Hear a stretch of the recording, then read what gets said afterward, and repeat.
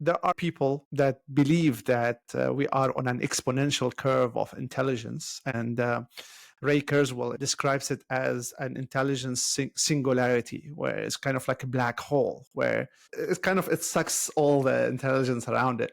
So, do you believe we're heading into that situation, or this is science fiction?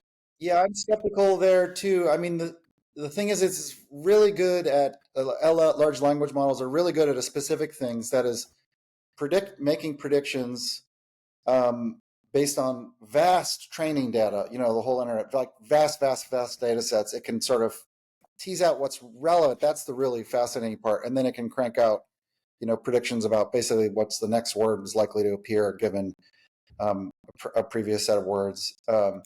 Now, that's just what's amazing is how well that technology can work in replicating a kind of a simulacrum of human language use, right? So that's the amazing thing. But that trick, as it were, works only given vast training data, for example.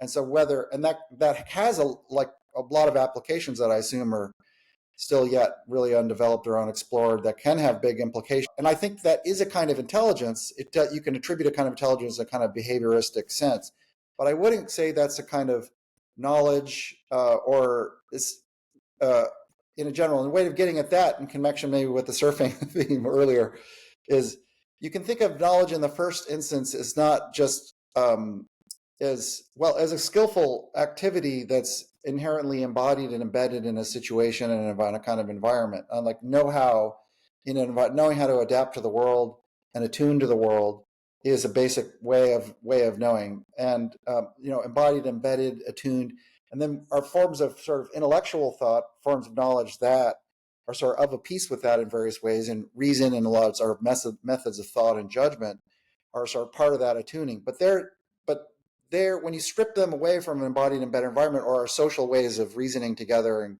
gathering information, that's a much different rarefied thing. It's not real knowledge, but it's a kind of replication of one of the tools or some aspects of what we do when we know, that when in the computer context can produce sort of similar results.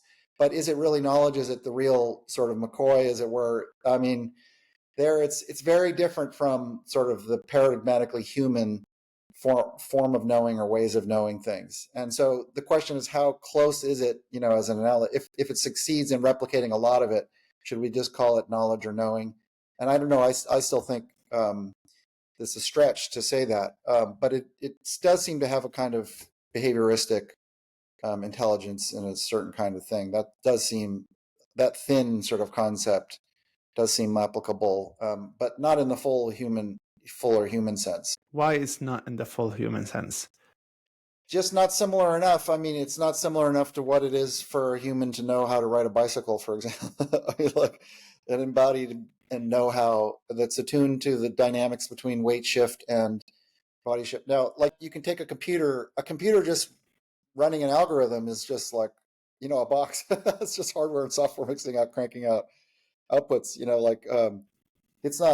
it's just doing a very specific type of thing. It's not like a fish swimming through the sea, or an animal roaming around land, knowing how to get around, or a human riding a bicycle, or a human solving an ordinary, like tying a knot or solving a problem. I mean, you can get a robot to replicate some of those things by replicating some of the body dynamics of a body put in an environment, and then you can sort of stick a computer in its quote head, right? And so you can replicate some of these things, but then that's just still like it's a simulacrum. I mean, it's a replication. I mean, here's a way of thinking about it. If you teach a computer in a robot body how to ride a bicycle, have you figured out what it is for a human to ride a bicycle? I mean, not necessarily. You haven't per se. I mean, you've simulated it. I mean, right? But similarly, you can simulate a world in a virtual space, and someone can put it in a VR glasses, and someone can be totally convinced by it. It could simulate the experience of the material world, like Descartes' dreaming hypothesis, such that you couldn't tell the difference whether you're on or off the virtual experience machine.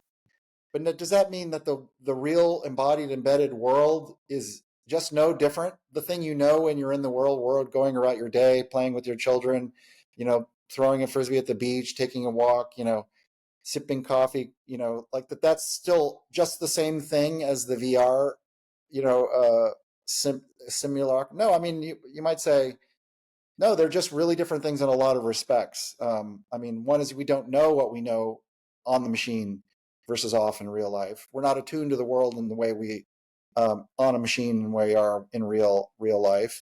We're also maybe not as happy. This is a little more controversial. We're not as happy, on the machine just because you think your life's going well. Doesn't, running a marathon on virtual space or whatever doesn't mean you actually are successfully winning a marathon. You're just dreaming about it, or you're not actually. You could virtually dream about surfing a wave, but that doesn't mean you're actually surfing a wave. You're not attuned to the world, engaged in the world, connected to larger things.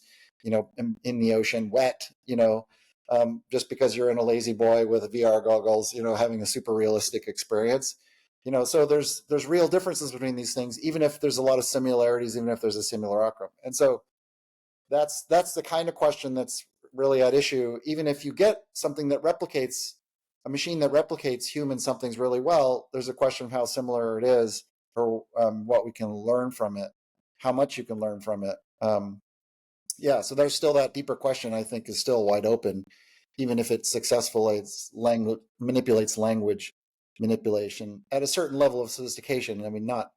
It's good enough to impress my students in my courses, and that's why they're tempted to plagiarize it in answering their test questions.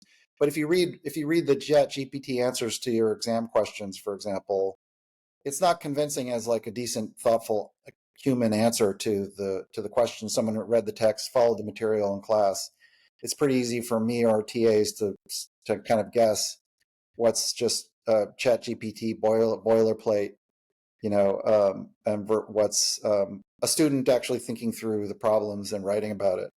You can still discriminate that, as impressive as the AI is in generating text.